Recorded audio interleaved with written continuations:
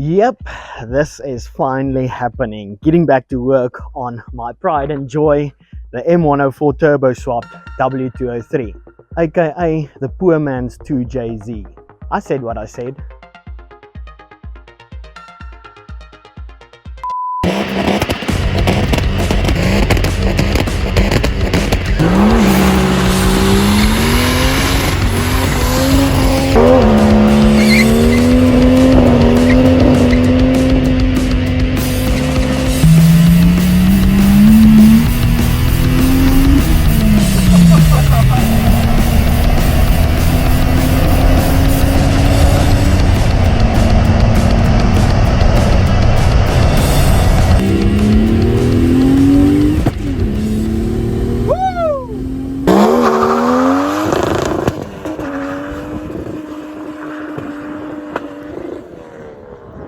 I'm not trying to be cocky, but I think it's fair to compare this to a stock 2JZ. Of course, after adding a turbo to this once in a 3.2 litre inline six. So pushing a measly 10 psi into this stock engine definitely exceeded my wildest expectations of what is possible with this. But it has been about 8 months since I blew the 4th head gasket in this thing. 8 months. I can't believe it. And you might be thinking, well, a 2JZ won't blow a head gasket every 2 seconds. Well, in this case, it comes down to the driver and the mechanic, this idiot.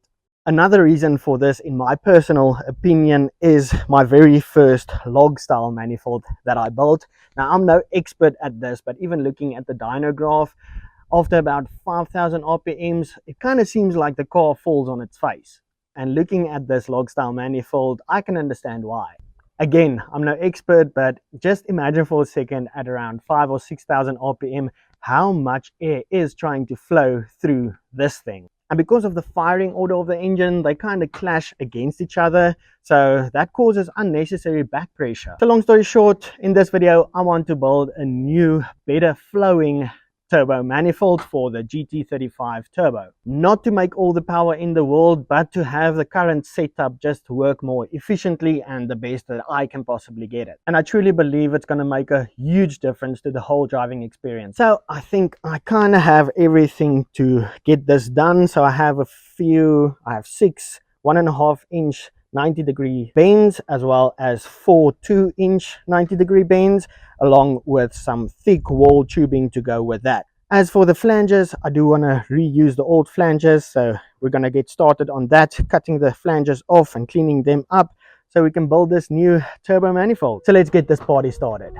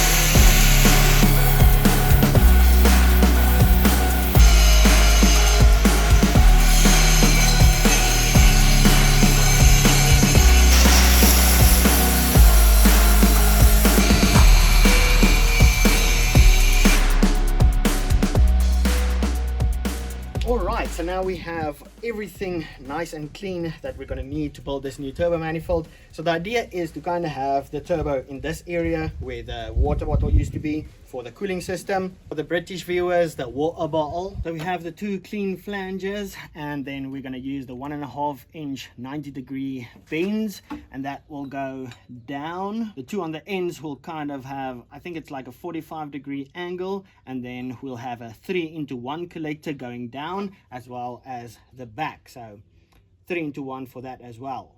Then from those 2 tubes at the bottom, we'll have another 90 and another 90 coming up, into a 2-into-1 collector, and then into the turbo. Sounds easy enough. Now, not to get too ahead of myself, but with the turbo in this area, all the runners going down and then up into the turbo, we'll have a lot of space over here, in which I think the downpipe is going to run something over there like that. And then I do also want to get the wastegate somewhere in this area to kind of just fill it up. If this whole idea turns out half as good as it is in my head, I'll be freaking happy with that. But I think let's get down to business and get started on those 3-into-1 collectors, get started on the runners, and take things from there. So first things first, because of the exhaust ports being a bit oval and the 90-degree bends are round, we need to get that a bit closer to being oval just to fit a bit better and make life easier later on. And I'll be using my most used fabrication tool.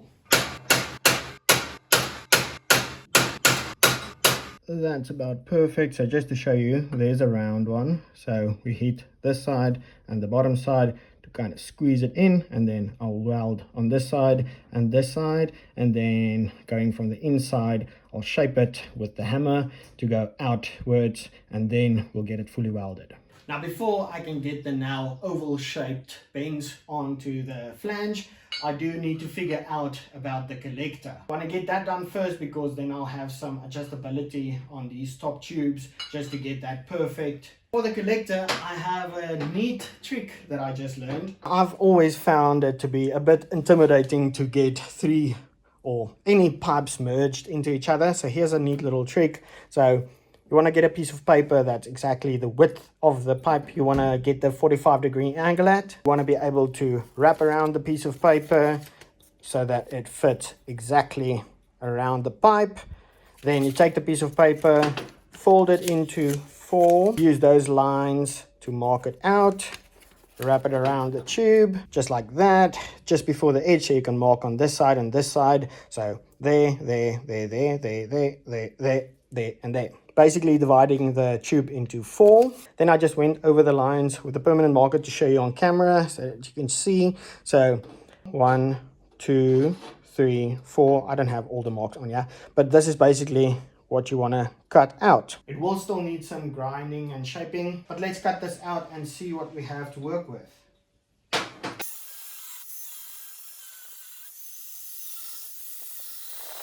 Wow, that's not too shabby. That's pretty freaking close. Like I said, it will need a bit more shaping, but for the most part, that's freaking sick. Glad I came across that little trick. Makes life a lot easier.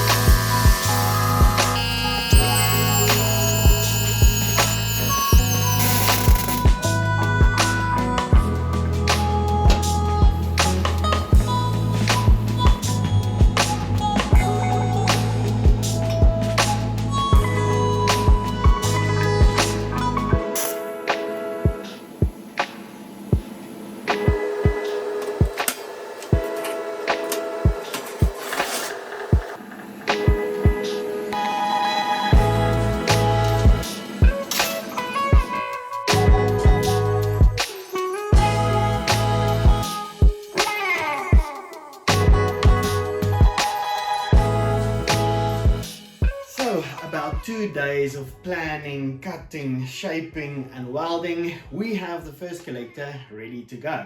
Unfortunately, I was running a bit low on argon gas, so I decided to stop at fabricating for a little while and go get a refill. I get very anxious when I get low on argon gas because basically without argon gas the welder is useless, and I do use the welder like daily. So I loaded up the heavy ass cylinder into the good old Datsun Go work truck and took a 30-minute drive to swap it out for a full cylinder.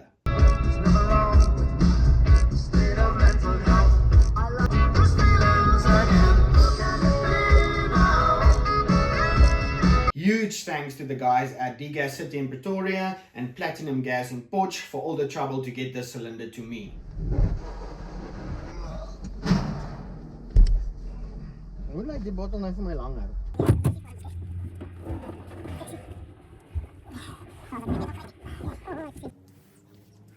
Now I'll tell you what, this cylinder, especially when full, is no easy thing to move around. But now that we have the full cylinder, I did eventually ran out about halfway through the second collector, but now we have the 2 collectors done and ready to go. So the first 3-into-1 collector thing took me about 2 days to complete, but now that I have a plan, this one only took about 7 labor hours. Yeah, 7 hours, but I did do a few things differently, like I got these pieces fully welded before I added the 45-degree pieces, just to get in there with the TIG torch, because with these 45-degree angles it's a bit hard to reach in some places. Another thing I did, I don't know if you can see that, but I added some welding on the inside of these, and as you saw I shaped them a bit with a hammer, and then I went to town with a Dremel on them to get them to flow as best as I can possibly get them. So something else I want to show you guys that's kind of cool. I think they call this scavenging. So you take a piece of toilet paper and hold it up against one of the cylinders, and then when you get air into another cylinder next to it, or whichever one, it should create a vacuum. That's perfect. So that just means the cylinders kind of help each other to get the gas out. So that's another big advantage, because with the old manifold,